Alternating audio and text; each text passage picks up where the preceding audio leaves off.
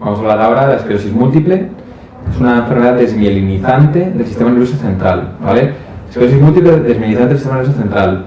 Síndrome de Guillain-Barré desmielinizante del sistema nervioso periférico. Entidades totalmente diferentes, clínica totalmente diferente. Epidemiológicamente es más frecuente en mujeres, suele ser de gente joven, entre los 15 y los 40 años habitualmente. Ahí es curioso porque es más frecuente en países más alejados del Ecuador, más que en países cerca del Ecuador. Se producen las placas desmielinizantes, son de sustancia blanca, no afectan a la sustancia gris, que es la corteza, porque la blanca es la que tiene la mielina, y se produce un infiltrado, sobre todo de linfocitos T y menos, pero también de linfocitos B, infiltrado inflamatorio. Y patogénicamente lo que se ha descubierto es la existencia de bandas oligoclonales en líquido cefalorraquídeo, es decir, síntesis intratecales, es decir, solo dentro del líquido cefalorraquídeo, no fuera, de inmunoglobulinas G, que atacan a distintos componentes de las neuronas, principalmente la mielina. Se define como brote toda clínica sugerente de esclerosis múltiple que dura más de 24 horas, ya que si es de menos de 24 horas, pues se considera como un pseudobrote, que puede ser debido al calor, a procesos infecciosos que reactiven una placa, pero que en sí no sea un brote. La clasificación de esclerosis múltiple, según la evolución, tenemos 4 tipos principales. La más importante de todas, y la que os tenéis que acordar siempre, es la remitente recurrente. Como veis en la gráfica, es un patrón en el cual va empeora la enfermedad a lo largo del brote, pero a lo largo de varios meses mejora, sin dejarte clínica. Un nuevo brote, mejora, nuevo brote, mejora. Después de muchos brotes va dejando algo de clínica.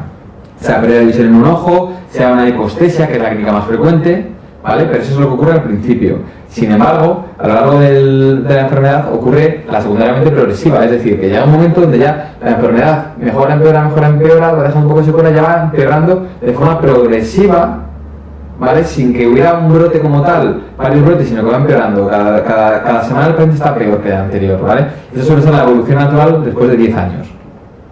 Las peores formas son la forma primeramente progresiva, es empezar directamente desde el principio con un brote continuado, que suele generar sobre todo una afectación medular, una parálisis espástica, y la progresiva recurrente, es decir, dentro de ese empeoramiento vas teniendo brotes que te dejan mucha secuela, sigues empeorando, otro brote que te deja mucha secuela, ¿vale? Te digo que estos son menos frecuentes y lo más importante es una remitente recurrente.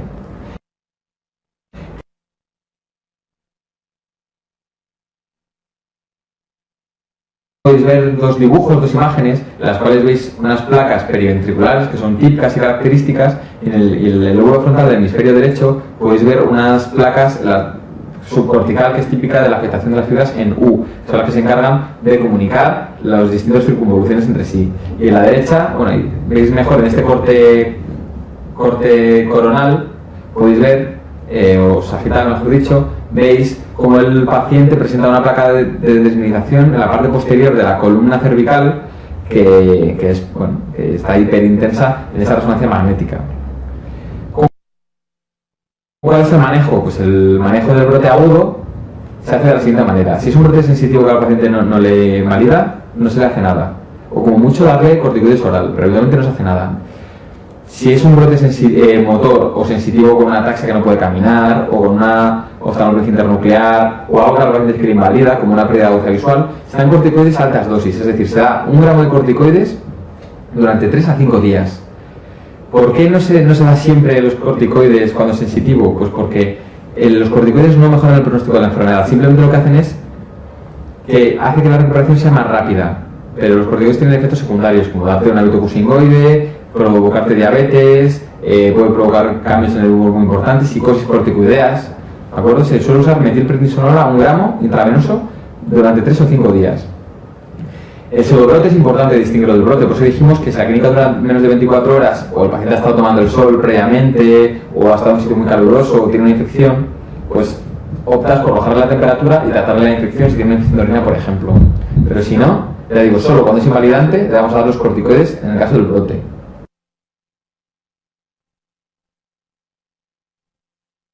Hablando ahora del tratamiento modificador de la enfermedad, pues contamos con distintas sustancias, ¿vale? Ya digo que antes hemos hablado del brote agudo, que sirve para disminuir la duración del brote, pero no el pronóstico de la enfermedad. Esto sí, esto sirve para disminuir el número de brotes.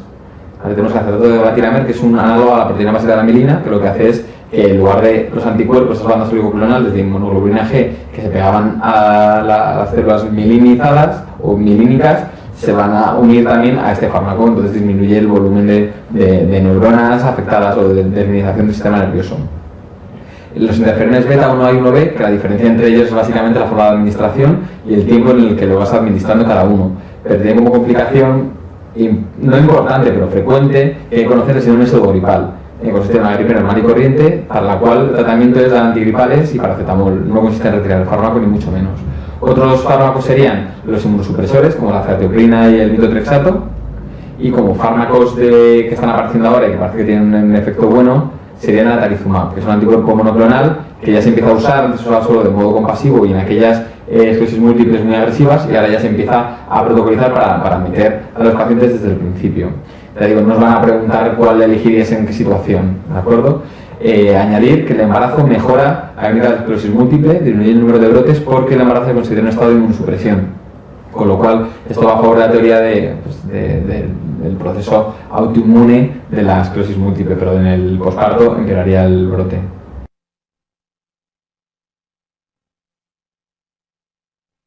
Hablando del tema de epilepsia, tenemos que empezar diciendo unos conceptos básicos que hay que conocer para poder explicar el resto de conceptos. Uno de ellos es el de crisis. Crisis epiléptica no es más que un aumento de la actividad cerebral cortical en un momento dado. Puede cursar de la forma que sea, y las etiologías pueden ser todas las que queramos. Epilepsia es la capacidad para tener crisis de repetición. ¿Vale? Es tener una entidad que ya te favorece tener crisis de repetición. Te digo, a lo largo de la vida todos podemos tener una crisis única, pues en un contexto de una hipoglucemia, un traumatismo encefálico, pero no por ello ser epiléptico, ¿vale? Y no por ello desarrollar una epilepsia. Epilepsia es necesitar, es la capacidad para poder tener crisis de repetición. Y estatus se define como toda crisis de más de 30 minutos de duración, aunque la práctica clínica con 5 minutos ya es suficiente, ya que nadie aguanta durante 30 minutos a un paciente convulsionando para demostrar si es un estatus o no, ¿vale? Entonces, una crisis prolongada, como he dicho, o dos crisis y con un periodo poscrítico entre medias en el que el paciente no recupera el nivel de conciencia, es decir, tiene una crisis, se queda poscrítico y antes de estar normal o de estar más o menos, tiene otra crisis. Eso se denominaría también un estatus epiléptico. La clasificación de las crisis la vamos a hacer conforme si son parciales o generalizadas, es decir, cuando se pone el gorro del electroencefalograma a un paciente para detectar, igual que si fuera un electrocardiograma, pero electrodos en la cabeza en múltiples puntos, occipitales, temporales, parietales, frontales, detectamos dónde está la actividad. Si solo se detecta actividad en una zona del hemisferio cerebral, hablamos de crisis parciales. Si es en los dos hemisferios, una crisis generalizadas. Entonces, crisis parciales. Vamos a hablar de crisis parcial simple cuando el paciente mantiene el nivel de conciencia. Tú puedes hablar con él mientras él te cuenta lo que le pasa. Por ejemplo, una crisis motora es el paciente que le tiembla el brazo y te lo dice. Me estás sacudiendo el brazo.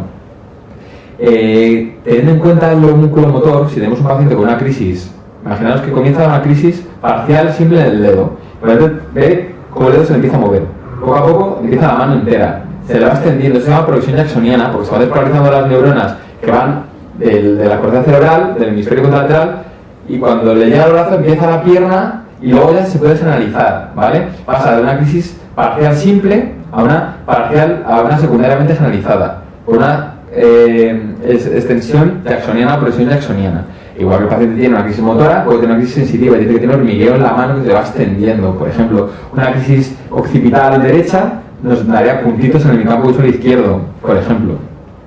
Entonces, las simples, el paciente te cuenta lo que le pasa porque el nivel de conciencia es normal. Las complejas es donde el paciente no te puede contar lo que le pasa. Pierde el nivel de conciencia, se desconecta del medio. Te digo que habitualmente suelen ser temporales, es el lóbulo que más se encuentra afectado, puede ser por tumores puntuales que tengan ahí, por una esclerosis temporal que se está viendo mucho, por malformaciones, la malformación arteriovenosa como dijimos en su tiempo, el tema de procesos vasculares cerebrales.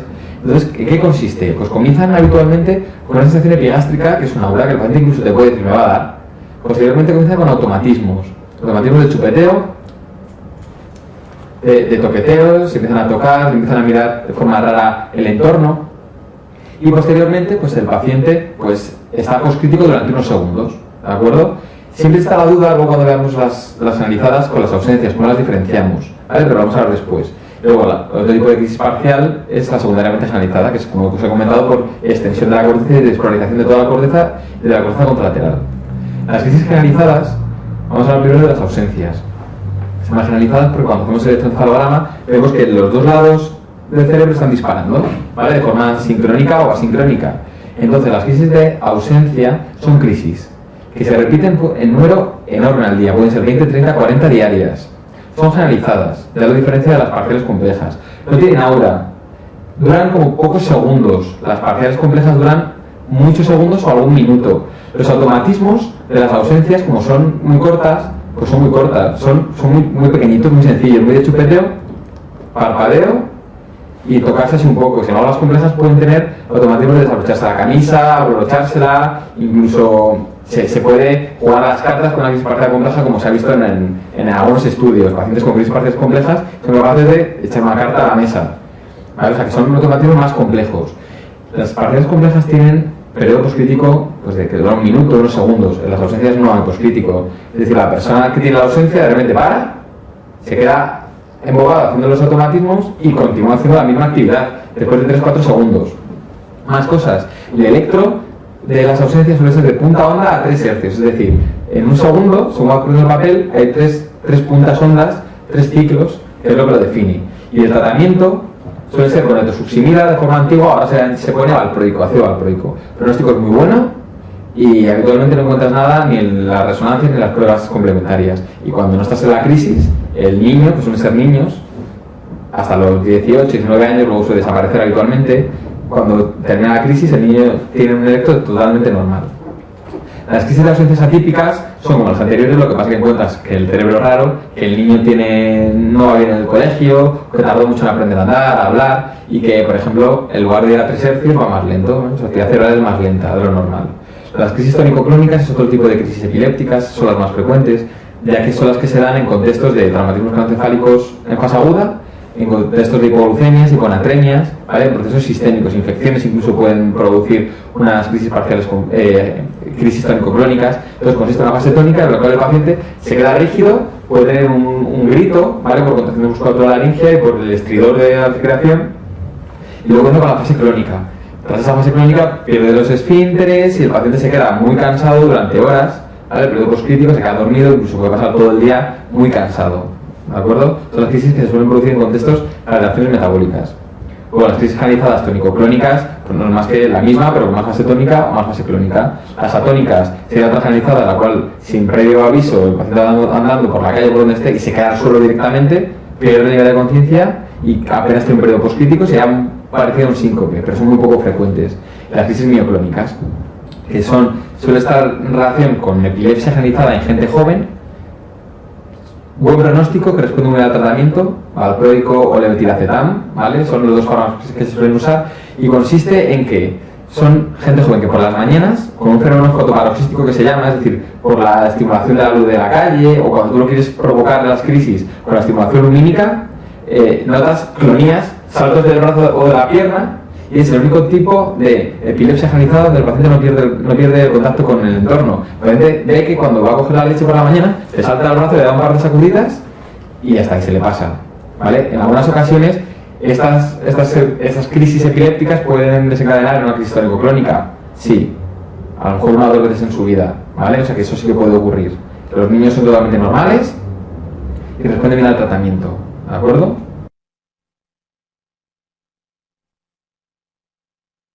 Desde el punto de vista de la etiología de las crisis, hay que tener en cuenta varias cosas: los antecedentes del paciente y la edad del paciente. Es decir, todo niño recién nacido con crisis hay que pensar que esas son secundarias a algo malo. 1, hipoxia cerebral, malformaciones del cerebro, traumatismo del propio parto, infecciones, del paso por el canal del parto. O sea, esas son cosas que tener en cuenta. Las crisis más frecuentes a partir de los 3-4 meses de edad y hasta los 6 años son las crisis febriles. Son las crisis que se provocan en un contexto de subida de temperatura por procesos sistémicos, pero no por infecciones del sistema nervioso central, sino una otitis, una faringitis, donde el niño, pues por una subida de temperatura, su cerebro todavía no es maduro y puede tener crisis. Son crisis habitualmente tónico-clónicas, dura menos de 15 minutos y el niño es normal fuera de la crisis, se queda cansado y ya está. Después el padre le ve que es su hijo de siempre, hay que tratar esa infección y ya está, no hay que dar ningún tipo de tratamiento más. Pero bueno, si el niño te dice que tiene un retraso en el desarrollo, pues habrá que pensar que tiene algo de base. A lo mejor que cuando tiene alguna enfermedad o cualquier otra cosa. Pero las más frecuentes son las crisis febriles, ¿vale? Después de los 6-7 años son las crisis secundarias a los traumatismos craneoencefálicos. Niño que se ha caído y ha tenido un hematoma epidural que le ha provocado crisis o cualquier cosa. ¿vale? Pero ya digamos que quitando los traumatismos encefálicos, aquí empiezan a aparecer las epilepsias idiopáticas, es decir, aquellas donde nunca encuentras la causa, pero que responden bien al tratamiento y que no se suelen relacionar a ningún deterioro del desarrollo del niño. El niño puede ser totalmente normal, pero tiene crisis tónico-clónicas o tiene crisis de ausencia, son donde ahora aparecen, ¿no? Las mioclónicas, ¿de acuerdo? A partir ya de los 20 años, volvemos a tener igual los traumatismos encefálicos, ¿vale? Accidentes de coche, caídas casuales, de bicicleta, lo que sea, y empiezan a aparecer las crisis secundarias al consumo de tóxicos, a abstinencia de alcohol y a las malformaciones vasculares que hablamos al principio, las malformaciones arteriovenosas que pueden debutar ahora con crisis o que pueden debutar con un sangrado. Y a partir de los 35 años, los tumores. Los tumores hay que tener siempre en cuenta un paciente joven de 35 años hasta los 60 años aproximadamente con una crisis parcial, hay que pensar que puede ser un tumor, que puede ser también por más cosas, pero el tumor sería quizás lo más importante de lo que hay que pensar. Y luego ya, pacientes con más edad, los infartos, sobre todo los ateroscleróticos, los que lesionan la corteza cerebral, a la larga te acaban produciendo crisis por la cicatriz que te genera, y luego el Parkinson, el Alzheimer y las enfermedades degenerativas pueden producir a la larga ser estados proepileptógenos.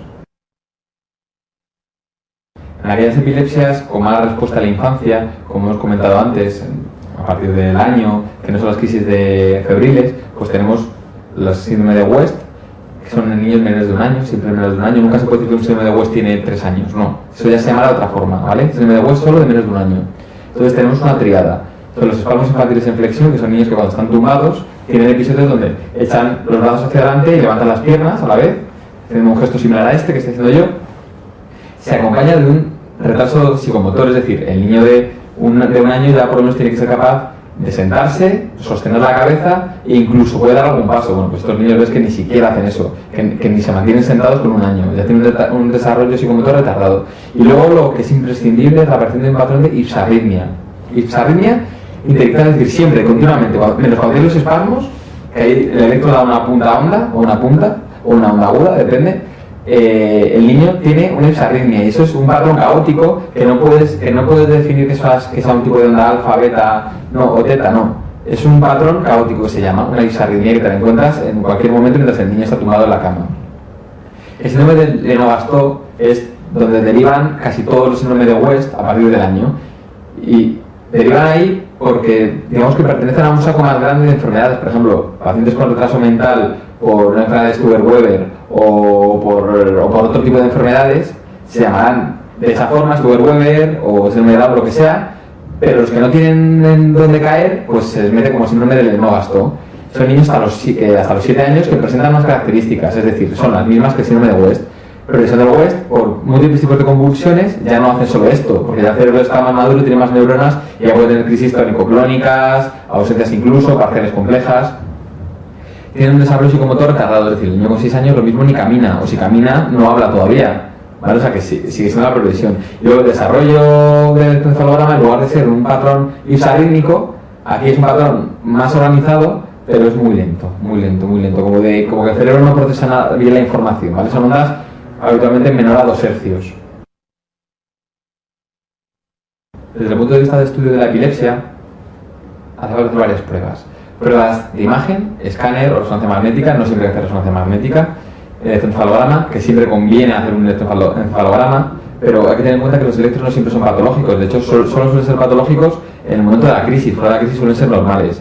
Y hay que tener en cuenta que el electro, en un porcentaje de la población, de un 8 o un 7%, suele ser patológico de base, es decir, que como si uno piensa que un paciente es epiléptico, le hace el electro, es patológico, tienes que pensar que es patológico porque el paciente tiene crisis, pero si no piensas que tenga crisis y el electro sale patológico, ya sale el problema, porque no sabes si es patológico como el 8% de la población o es patológico porque tiene crisis. Por eso el diagnóstico de epilepsia es clínico, es un diagnóstico clínico. Un paciente te cuenta algo que es muy compatible, el electro es normal y el escáner es normal, bueno, pero entonces ha tenido una crisis.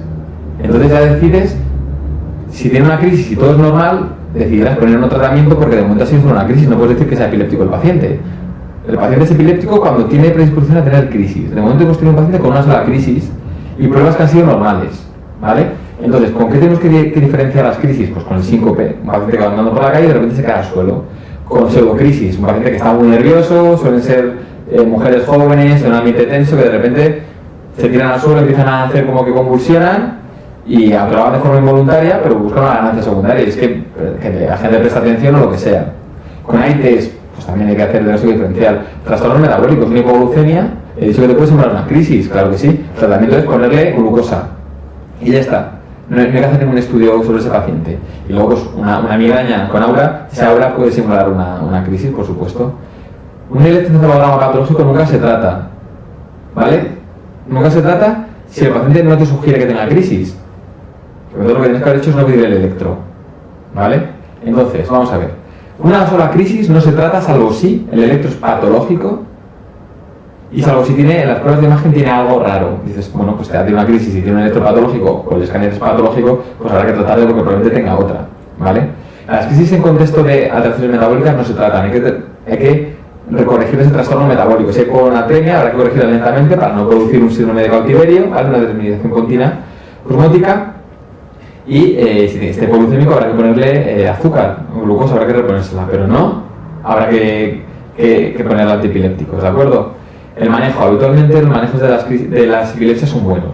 El 70% de los pacientes se manejan con un solo fármaco aceptablemente, porque la finalidad no es conseguir que el paciente no tenga crisis, sino que tenga menos de las que tenía, porque a veces no puedes conseguir eso, ¿vale? Y a la larga, si ves que no se controla y has agotado todo la farmacopea que tienes, pues habrá que optar por ir al tratamiento quirúrgico o neuroquirúrgico. Únicamente cuando un paciente se empieza a tratar y se controla bien y de hecho no tiene ninguna crisis, los efectos son normales y las pruebas de imagen son normales, se puede optar después de 2 a 5 años sin crisis por ir reduciendo la medicación muy lentamente hasta quitársela por completo. Solo hablas con el paciente y porque hay pacientes que a lo mejor deciden que prefieren tomarse la medicación por siempre y no tener crisis, ¿vale? Aunque a lo mejor puede que nunca la vuelvan a tener, pero están más cómodos tomándose esa medicación. ¿Qué tratamientos tenemos? Pues bueno, para crisis focales, habitualmente el más importante y el que hay que tener en cuenta siempre para las focales es la carbamazepina o la oxcarbamazepina. Aparte puedes añadir fenitoína o valproico porque sirven para todo tipo, pero la carbamazepina es como el que se usa solo para eso. Para las crisis técnico-clínicas analizadas, como son generalizadas, pues puede dar todo lo que no sea para parciales, es decir, todo menos carbamazepina. ¿Y qué es todo? Pues sobre todo fenitoína y valproico, son los que más se usan. Aparte tenemos para la crisis de ausencia, como hemos comentado al principio, la etosuximida y el valproico. Para las mioclónicas, el ácido valproico, que es el chico joven que se levanta por la mañana y tiene las agudas musculares, pues valproico. El síndrome de West con ACTH y con corticoides, eso va bien.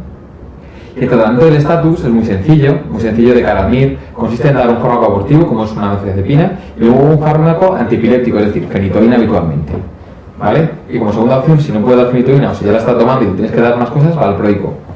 Añadir únicamente que hay un fármaco que se llama levetiracetam con V, que ya aparece en el último manual, que sirve para todo tipo de crisis y no tiene efectos secundarios con casi nada, ¿vale? O sea que si en alguna pregunta del MIR tuvierais esta opción, salvo si es una crisis parcial o una crisis focal que se trata con carbamazepina, podréis marcar la levetiracetam, ¿de acuerdo?